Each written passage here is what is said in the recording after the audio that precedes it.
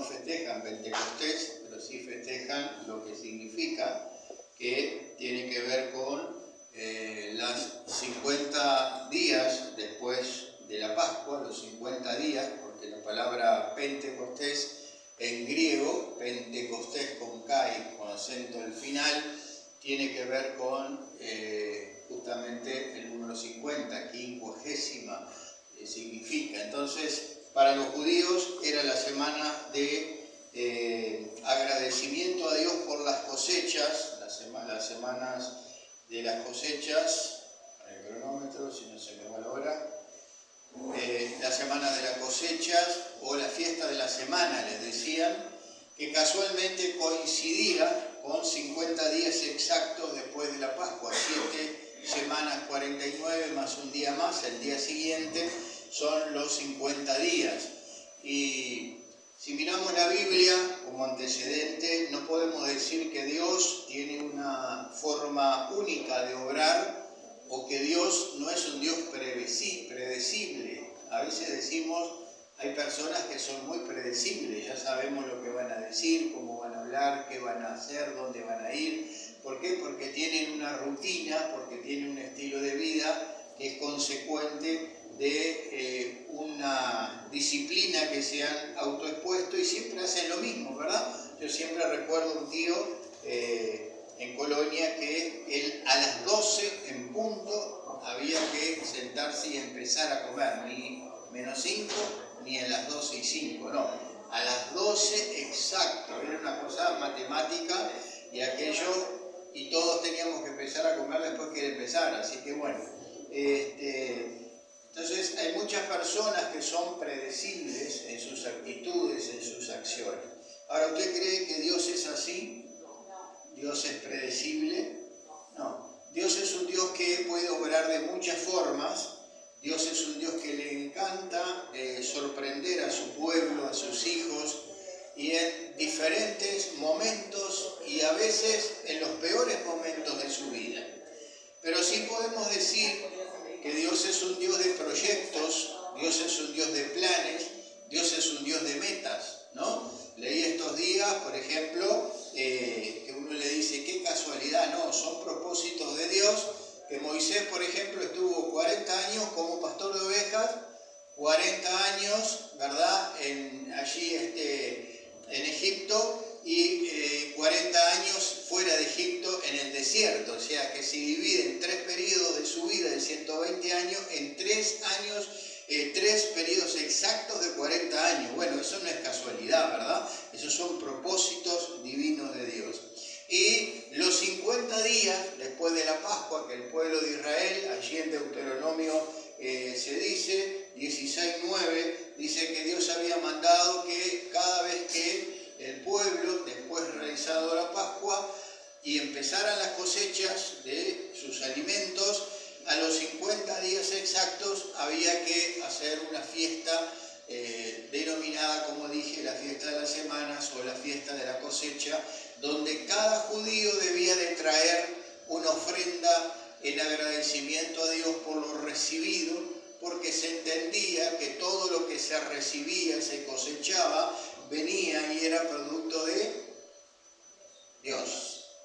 ¿Me está siguiendo? Amén. Bueno, todo lo que usted tiene viene de Dios. No, pastor, yo estudié, me esforcé, trabajo, me levanto temprano, tomo el ómnibus, hago cola, frío. Bueno, pero Dios le da la fuerza, la sabiduría, el poder para que usted pueda hacerlo, y Dios le dio los medios, los recursos a usted o a su padre, para su madre, para que estudiara. En definitiva, Dios es el que produce todas las cosas. Entonces los judíos tenían por obligación, además de celebrar la Pascua, como ya ha pasado hace 50 días atrás, celebraban este tipo de fiesta. Casualmente, por eso digo, si bien Dios no es predecible, pero Dios sigue un patrón, Dios sigue un orden, Dios ha establecido todas las cosas, y luego que había muerto el Señor, el Cordero Pascual, nuestro Cordero Pascual, ¿verdad?, no de los judíos, ellos siguen matando corderos, celebrando su fiesta tradicional de Pascua con todo su ritual. Luego a los 50 días vienen, o van, mejor dicho, a Jerusalén los judíos, llamados de la diáspora, esparcidos por toda la región, a celebrar esa fiesta especial y allí a conmemorar esos días y traer ofrendas a Dios. En ese día 50, después de que Jesús había estado con sus discípulos hasta los 40 días después de su muerte, recuerden que así lo dice el libro de los Hechos, estuvo 40 días después de resucitado el Señor con sus discípulos allí hablándoles acerca del reino de los cielos y de las cosas que iban a suceder. Al final les dice: esperen, no se apresuren, no se vayan de Jerusalén hasta que reciban el Espíritu Santo, el Espíritu de la promesa de Dios. ¿Me siguen? Amén. Bueno, de ahí Jesús asciende a los cielos y allí dos ángeles le dicen a todos los discípulos que habían quedado preocupados: no se sorprendan, de esta misma forma que Jesús asciende, Él bajará de los cielos. ¿Y qué hicieron los discípulos? Bueno, dice la Biblia que los discípulos comenzaron a orar y a pedir el Espíritu Santo. Ahora, tenían idea de lo que significaba, pero no sabían cómo y dónde o cuándo se iba a dar y cómo iba a suceder, cómo iba Dios a darles ese Espíritu Santo. Si bien Jesús le había dicho: recibiréis poder cuando venga sobre vosotros el Espíritu Santo, me seréis testigos, bueno, la mayoría habrá imaginado será algo sobrenatural. Habían visto a Jesús hacer muchos milagros, algunos le habían pedido a Jesús hacer los mismos milagros, algunos le habían pedido a Jesús que les enseñara a orar porque entendían que era el resultado de la oración, que Jesús hacía milagros producto de eso. En definitiva, hay muchas cosas que los discípulos tenían interrogantes, tenían dudas, pero que estaban allí orando al Señor. Podemos poner una foto. Siempre tenemos duda, o por lo menos yo siempre tuve, de ese lugar precioso que es el aposento alto. No sé si llegan a verlo allí. Es un lugar que está en Jerusalén, en el monte Sinaí. Allí es un lugar donde dice que fueron los discípulos y se reunieron para orar al Señor. Ahora, ellos no tenían la menor idea ni de lo que iban a recibir, como dije, ni cómo lo iban a recibir, ni cuánto tiempo debían de estar orando para que viniera el Espíritu Santo. Por lo tanto, había que estar expectante y había que ser una oración continua, pero que había que estar en el lugar correcto. ¿Cuál era el lugar correcto? El aposento alto. Un aposento alto que ya lo conocían porque Jesús les había llevado allí para darles la cena. ¿Se acuerdan? En la primera cena y la última cena, mejor dicho, antes de su muerte, Jesús dijo: vayan que encontrarán a alguien y les dirá dónde ha preparado un lugar, y allí es el aposento alto. A partir de ahí, ese aposento alto se convirtió de alguna forma en un centro de convocatoria y reunión. Pasaron 4 cosas fundamentales en el aposento alto. Número 1, como dije, allí Jesús sirvió la cena. Número 2, en esa noche Jesús le lavó los pies y le dio una enseñanza a cada uno de sus discípulos. En tercer lugar, en el aposento alto estaban reunidos, llorando, preocupados, entristecidos, porque Jesús había muerto y Jesús se había ido al cielo. Y Jesús aparece en medio de ellos y le dice que estén tranquilos, que tengan paz, porque Él está vivo. En ese aposento alto dudaron y Jesús les dice si tenían algo de comer y comió un pez asado con ellos. ¿Se acuerdan? Y por último, en cuarto y último lugar, en el aposento alto descendió el Espíritu Santo. Y podemos decir en esta mañana que en el aposento alto y ese día 50 después de la muerte del Señor, donde había una gran fiesta en todo Jerusalén, donde habían judíos de todos los lugares, se habían juntado por el motivo de la fiesta. Los discípulos estaban orando y dice la Biblia en el libro de los Hechos que de repente vino como un estruendo, se sintió un viento, como lenguas de fuego, cayeron sobre cada uno y comenzaron a hablar otras lenguas. Así que los discípulos estuvieron 10 días orando, 10 días esperando, 10 días diciendo, bueno, vamos a quedarnos acá hasta que recibamos lo que Dios nos ha prometido.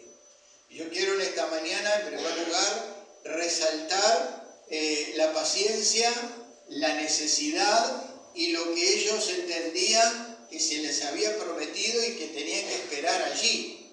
Y como dije, Jesús no le dijo, esperen 10 días. Ustedes esperen aquí hasta que fueran revestidos con poder de lo alto. Para nuestro tiempo y nuestra época y nuestros días y nuestro siglo, la gente carece de paciencia y de capacidad de esperar y mucho menos tener la convicción y el deseo de que se va a recibir algo de Dios. Y yo digo que Dios nos ayude a que cada uno de nosotros en esta mañana, al repasar, al mirar lo que sucedió en Pentecostés, podamos entender que no es lo lindo de ese lugar, si volvemos a poner allí el aposento, que no es lo lindo de ese lugar, dice que había muchas lámparas, esto es un enfoque nomás, pero es mucho más amplio. Fíjese que si habían 120 personas más las mujeres, era un lugar, algunos dicen que tiene aproximadamente 800 metros cuadrados, o sea que estamos hablando de algo muy grande, no algo pequeño. Pero bueno, en definitiva, es un lugar muy hermoso, es un lugar alto, y había muchas lámparas, usted ve esas columnas, usted ve todo eso y dice, qué maravilla, pero lo maravilloso, por lo lindo, que a veces nos sorprende, no es tan importante como lo que sucedió, como lo que ocurrió y cuál es el mensaje que Dios quiere que entendamos en esta mañana, la importancia de un aposento alto. Yo creo que cada uno de nosotros de alguna manera tenemos que tener nuestro aposento alto de una forma personal. Un aposento alto donde el Señor nos habla, donde el Señor nos sienta en una mesa, donde el Señor nos dice que todos somos iguales, donde el Señor nos dice que no va a ser nada fácil la situación y el cristianismo, pero una mesa y un aposento alto donde el Señor nos da ejemplo de lo que tenemos que hacer. Y el mayor ejemplo es inundarnos de humildad. ¿O no? Porque Él, siendo el Maestro y el Señor, se despojó y se puso a lavar los pies de cada uno de ellos. Cuando llegó a Pedro, ¿qué dijo? No, Señor, ¿cómo tú me vas a lavar a mí? Yo te los tengo que lavar. Es una actitud buena de Pedro, ¿verdad? Porque estaba reconociendo la autoridad, el señorío, la grandeza. Tú no puedes lavarme los pies. Pero Jesús fue muy drástico. Si no te lavo los pies, Pedro, como diciendo, esto no es algo casual, esto no es algo que estoy haciendo para quedar bien, esto es una lección de fe que tienes que ver, aprender, para que luego tú hagas lo mismo. Y así es Jesús, así fue Jesús, así es Jesús y así seguirá siendo Jesús. Y sabe, cuando Jesús le dijo a los discípulos, recibiréis poder, yo me imagino en la mente de ellos. Usted sabe que el gran problema de la raza humana en el mundo entero es el poder. El poder destruye, el poder corrompe, el poder hace mal a las personas. El poder natural, el poder económico, el poder jerárquico, el poder de autoridad, el poder legal, el poder de estar encima, es más, el poder patriarcal que se nos ha enseñado, ¿verdad? Ha hecho tanto daño a las familias, como yo le contaba esto de mi tío, ¿verdad? Entonces, ¿qué quiero decir con esto? El poder es una herramienta necesaria, pero bien utilizada, porque realmente el poder lo que hace es envanecer a la persona, dar rienda suelta al orgullo, a la naturaleza, y usted es muy difícil que alguien con poder le vaya a decir o dar un consejo y le diga muchas gracias. No, le va a decir, quédate tranquilo, yo ya lo sé. yo puedo hacer, yo soy el que mando, yo soy el que estoy del otro lado, yo soy el que ejecuto, yo soy el que hago, me tienen que obedecer y tienen que hacer esto y lo otro. Miramos los régimen, los poderes presidenciales en el mundo que entraron con un gran auge, con un discurso de socialista, un discurso, y no estoy hablando de política partidaria, estoy hablando a nivel global y mundial, ¿verdad? Que entraron con un discurso y llegaron a ser presidente diciendo vamos a volcar la riqueza y todo al pueblo y vamos a ser una nación poderosa y vamos y todos. Y hoy por hoy la mayoría de esos se han entronado en sus tronos, ¿verdad? En los países que se puede, aquí gracias a Dios no lo pueden hacer, pero hay otros países que están entronados y algunos han renovado y reformado la Constitución para seguir varios periodos más y prácticamente que adueñarse de una nación en base al poder, en base a la fama, en base al enriquecimiento, y que Dios nos ayude, hermano. Porque esto ocurre en el ámbito político, esto ocurre en el ámbito privado, esto ocurre en el ámbito religioso, esto ocurre en todo ámbito, ¿o no? En todo ámbito, el poder, cuando la Iglesia Católica formaba parte del gobierno, era un poder activo, hermano. Y así podemos seguir hablando los estragos que ha hecho el poder, donde de alguna forma... Y yo a veces me pongo a pensar y pienso en Artigas, digo, pobre Artigas, ¿no? Tuvo que exiliarse, tuvo que morir para que después dijeran, este hombre realmente era un buen hombre, un buen caudillo, el prócer de la patria. Pero ¿cuánto tuvo que pasar? ¿Por qué? Porque el poder no quería aceptar ese tipo de estilo, de forma, de sencillez, de gobierno y tantas otras cosas. Entonces el poder, hermano, tenemos que saberlo manejar. Y los discípulos cuando oyeron la frase recibirán poder, sus cabecitas, imagínense, seremos como Jesús, qué bueno, haremos tantas cosas como Jesús. Es lo primero que se nos viene a la cabeza. Es lo primero que cuando llegamos a una iglesia, nos convertimos y pasa un tiempo, yo quiero predicar, yo quiero ser como el pastor, yo quiero ser misionero, yo quiero ser evangelista, yo quiero ir a las naciones, yo quiero, porque eso es lo que siento. Pero si fuera tan fácil, si fuera tan sencillo, el mundo hoy estaría evangelizado 100%. Mire, casualmente, viniendo hoy de Santa Lucía en la mañana, escuchaba en la 8:50, no sé, un doctor hablando de todo tipo de medicina alternativa, pero muy bien, esa gente que tiene bien la cabecita, y en una dice, vivimos en un tiempo, una sociedad donde se han perdido la empatía, donde nadie piensa en el otro, donde cada uno piensa en sí mismo y todo el mundo está desconfiado y todo el mundo trata de arreglárselas por sí misma, donde tenemos que revertir esas situaciones.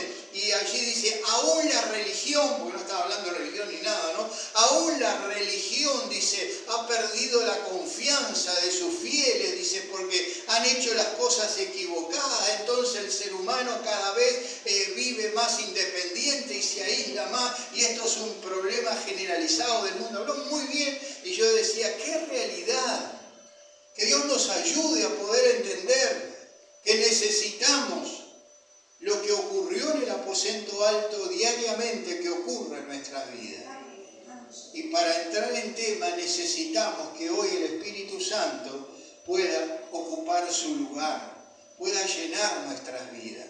Tengo en mi mente, lo he dicho muchas veces, cuando un pastor hablando en la primera iglesia que nos congregamos, yo era un adolescente y él usaba el ejemplo de un vaso con agua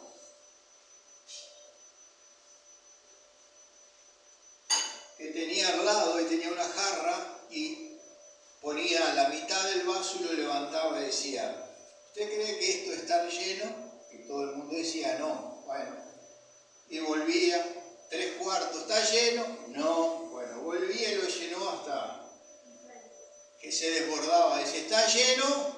Ahora sí. Y el pastor dice, no, no, no está lleno. Agarró el vaso y lo tiró dentro de la jarra. Dice, levantó la jarra, ahora sí está lleno. Y me quedó grabado porque lo que estaba haciendo alusión era ser lleno del Espíritu Santo. Y la Biblia habla de ser bautizados en el Espíritu Santo. Y ahí está el concepto, ¿verdad? No es tener parte, no es tener algo, es estar sumergido. El bautismo significa inmersión. No queda nada fuera del agua. ¿Verdad, hermanos? Vamos a leer ahora sí en Lucas 24:49, en la Reina Valera, porque Dios habla hoy, lo vamos a ver, no dice este concepto, dice, he aquí, Jesús, ¿verdad? Yo enviaré la promesa de mi Padre sobre vosotros, pero quedaos vosotros en la ciudad de Jerusalén hasta que seáis, y ahí que dice, investidos de poder desde lo alto. Dios habla hoy, dice, y yo enviaré sobre ustedes lo que mi Padre prometió, pero ustedes quédense aquí en la ciudad de Jerusalén hasta que reciban el poder que viene del cielo. Es casi lo mismo, pero la parte de investir le da otra jerarquía, le da otra importancia.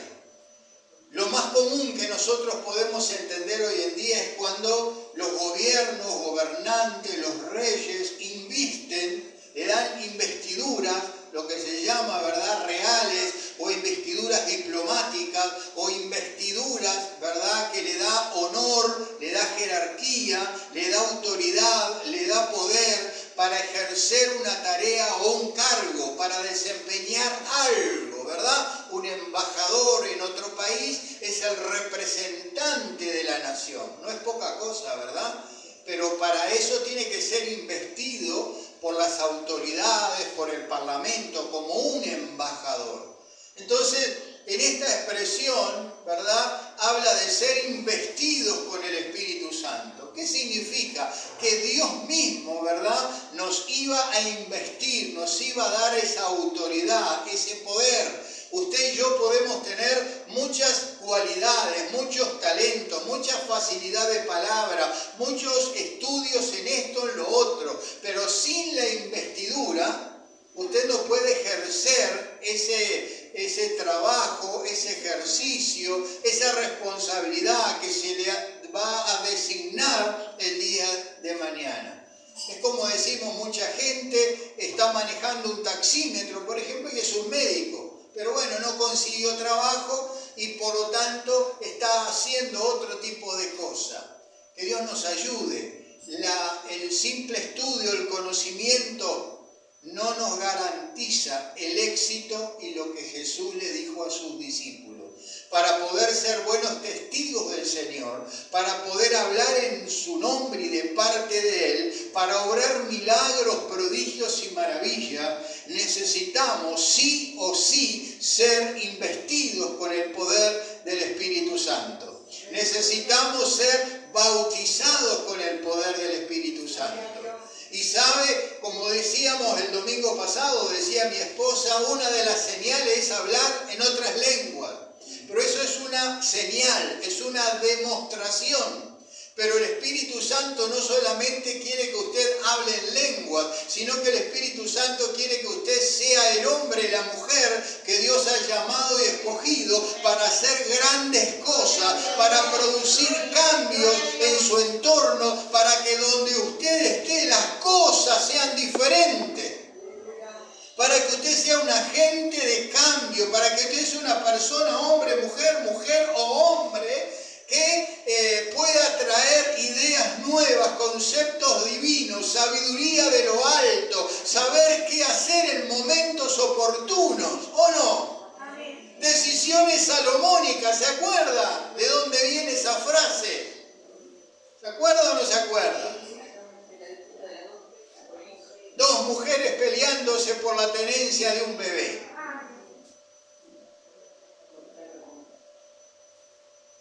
Y Salomón córtenlo la mitad y denle la mitad a cada una. Usted dice, ¿qué? Cruel.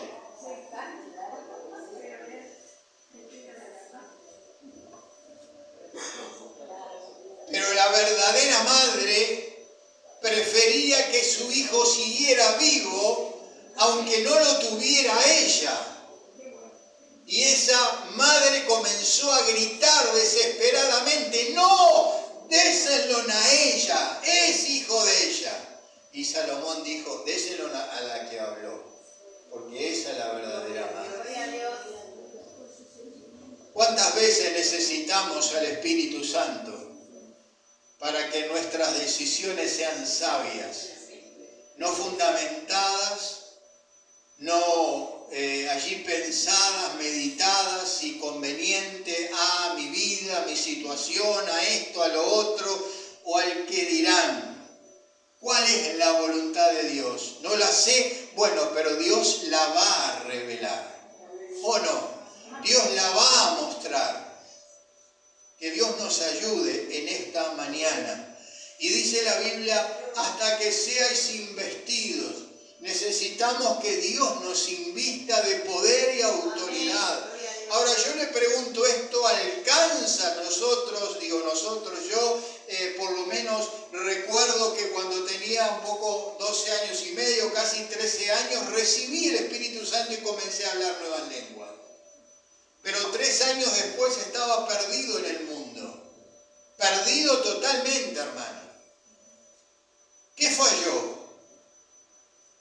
El Espíritu Santo, no lo recibí, no me convertí, porque siempre está mal, no, se convirtió. No, no se trata de eso. Se trata que falta un aposento alto.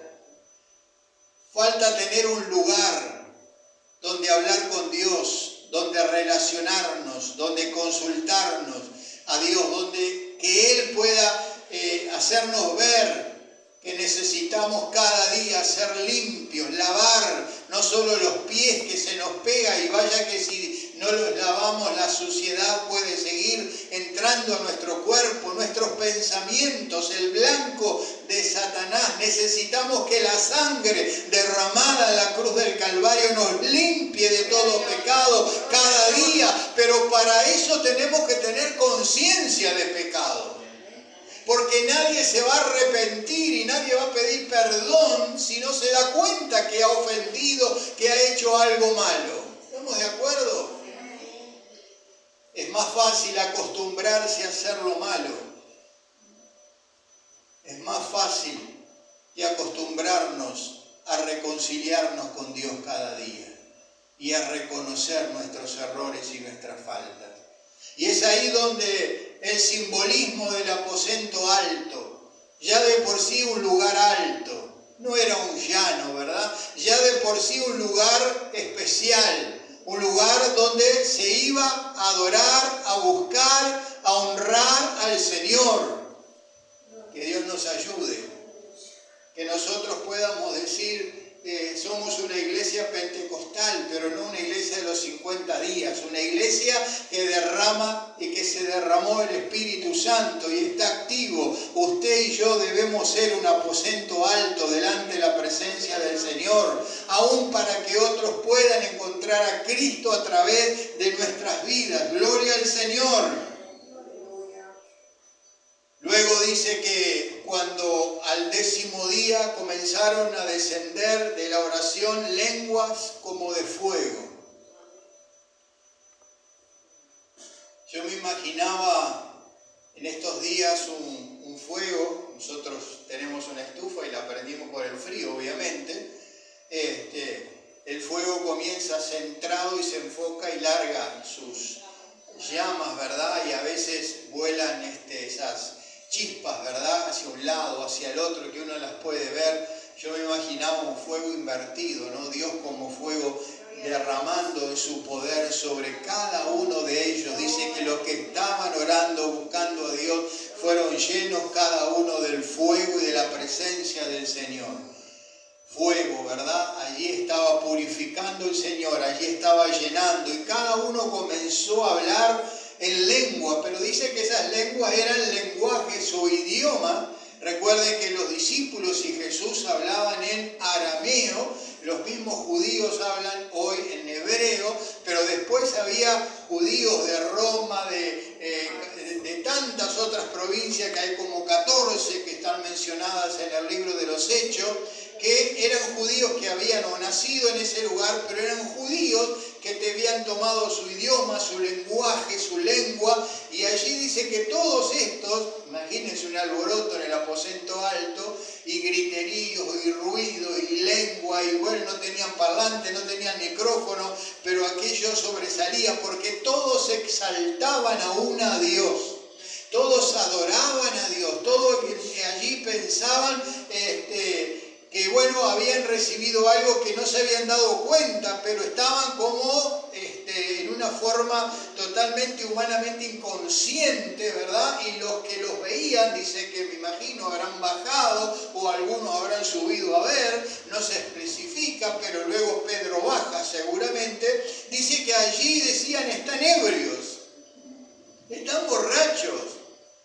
Y esto es una imagen o un ejemplo de que ellos estaban en otro mundo, ¿verdad? Como que sus mentes no tenían la capacidad de quedarse quietitos, duros, qué van a decir, que no les importaba. El Espíritu Santo estaba en ellos y estaban llenos de la gloria del Señor. Algunos se tambaleaban, se movían, levantaban las manos y hacían gestos. Y claro, cuando usted ve a alguien que va caminando por la calle así, ¿qué va a pensar?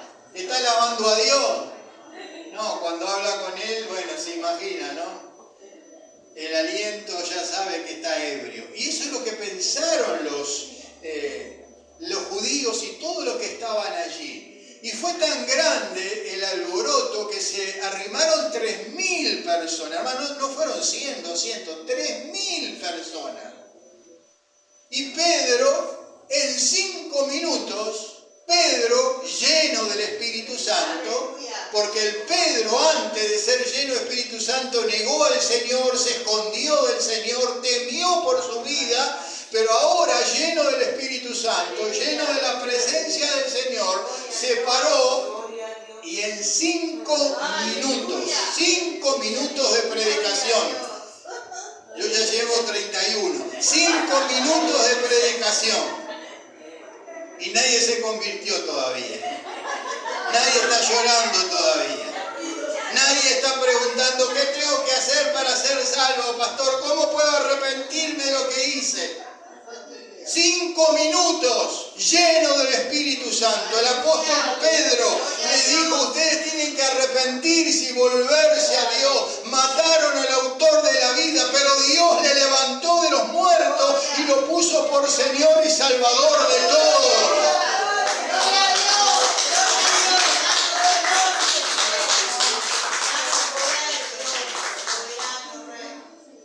3.000 personas, hermano, piense, 3.000, porque a veces tomamos las cosas a la ligera, a veces leemos, lo sabemos de memoria, sí, 3.000 personas se convirtieron. 3.000 personas. ¿Cuántos eventos se han hecho? ¿Cuántos millones de dólares se han gastado? ¿Cuántos cantantes, amplificaciones, alquileres de estadios en el mundo entero se hacen? Y Pedro en 5 minutos convirtió a 3.000 personas al Evangelio de Jesucristo. Hay una gran diferencia en entender lo que es la llenura del Espíritu Santo. Hay una gran diferencia en entender que cuando buscamos a Dios y Dios realmente llena nuestras vidas, las cosas suceden de una forma que no las podemos predecir, no las podemos imaginar, no podemos estar pensando, sí podemos estar nerviosos, sí podemos decir no sé qué voy a hacer, no sé cómo voy a resolver este problema, pero en lo más profundo de nuestro ser hay algo, hay una voz que dice yo me voy a encargar. Tené paz, quédate tranquilo, que yo voy a obrar, yo voy a hacerlo mejor. Y ahí está nuestro problema, porque queremos ayudar a Dios, queremos hacer las cosas que Dios tiene que hacer. Y hermano, deje que Dios haga lo que Él tiene que hacer y usted haga su parte, que entonces las cosas van a salir correctamente. Ese es el ejemplo. En Pentecostés, en la venida del Espíritu Santo, nació la iglesia evangélica. Allí comenzó por primera vez la predicación literalmente del Evangelio, porque Cristo había muerto, resucitado, y sus seguidores habían comenzado lo que era el gran avivamiento pentecostal hasta nuestros días. Entonces, que Dios nos ayude a poder valorar. En 5 minutos, 3.000 personas. Al otro día van al templo y allí encuentran al cojo, al paralítico. Y dice, danos plata. Nada, ni una moneda. Pero tenemos algo mejor para darte. No solo habían recibido el Espíritu Santo, sino que se había apropiado de sus vidas, ya era parte de sus vidas, ya sabían lo que era capaz de hacer en y a través de su vida, porque lo que habían visto y oído de Jesús ahora estaba dentro de ellos. Por lo tanto le dicen al paralítico, no tengo plata ni oro, pero lo que tengo te damos. En el nombre de Jesús, levántate y anda. No dijo, uy, vamos a ver qué hacemos, bueno, ¿sabés? Cuando salgamos del templo, levantemos la ofrenda, te vamos a ayudar. No, porque allí estaba Dios en ellos y con ellos. El Espíritu de Dios, cuando le damos lugar en nuestra vida, cuando le damos lugar y nuestra carne muere, nuestro ego muere, nuestra naturaleza muere y nos rendimos ante su presencia, el Espíritu Santo, que es Dios mismo, habla, actúa, hace lo que nadie puede hacer. Eso hacia afuera, pero como dije, la mayor parte la hace interiormente. Estos hombres ahora sí tenían un sentido de pertenencia. Le pertenecemos a Dios. Le pertenecemos a Dios. Mi vida ha sido llamada, escogida por Dios. Ya no soy dueño de mi vida. Cosa difícil de entender en esta época, ¿no? Ya no puedo ir y hacer lo que quiero porque mi vida depende de Dios. Y esto no estoy exagerando, no voy a ir al almacén y decirle, compro 1 kilo de arroz de marca Chef o de marca Patna. No. No se trata de eso, hermano. No se trata de la comida, no se trata de la vestidura, se trata de las decisiones que usted toma diariamente, que pueden influir para bien o para mal en el Evangelio y en las otras vidas. Se trata de que cuando hay alguien que se acerca a usted y le dice, no sé qué hacer, estoy desesperado, usted sea un Pedro o un Juan y le diga, yo sí sé lo que tenés que hacer. Más allá que haga lo que quiera la otra persona. Pero somos responsables de transmitir y de anunciar las buenas nuevas del Evangelio. El poder de Dios que recibieron estos hombres fue un poder para testificar, un poder para obrar milagros, un poder para hacer las cosas y la obra de Dios. Fue una investidura sacerdotal para orar e interceder por los demás, por la familia, por el hogar. Y en esta mañana, hermano, yo te pregunto, ¿estás lleno del Espíritu Santo? ¿Estás bien seguro? ¿Estás bautizado bien seguro? Y no estoy hablando solo de hablar en lenguas, porque como le dije, yo hablé en lenguas y creí que ya tenía todo de Dios. Pero no tenía un aposento alto. No tenía una relación y una comunión con Dios. No tenía un trato diferencial con Dios. No había aprendido la importancia de subir a lo alto todos los días, de clamar a Dios, y a los pocos años estaba perdido en el mundo nuevamente. Y por gracia y misericordia Dios me rescató. Porque si hay algo que sé y tengo presente es que cuando Dios llama, por más lejos que nos vayamos como Jonás, Dios nos vuelve a traer. Y Dios hace milagros para que todas las cosas sucedan y te vaya bien, dice la Biblia. A los que aman a Dios, todas las cosas les ayudan a bien. ¿Qué le parece?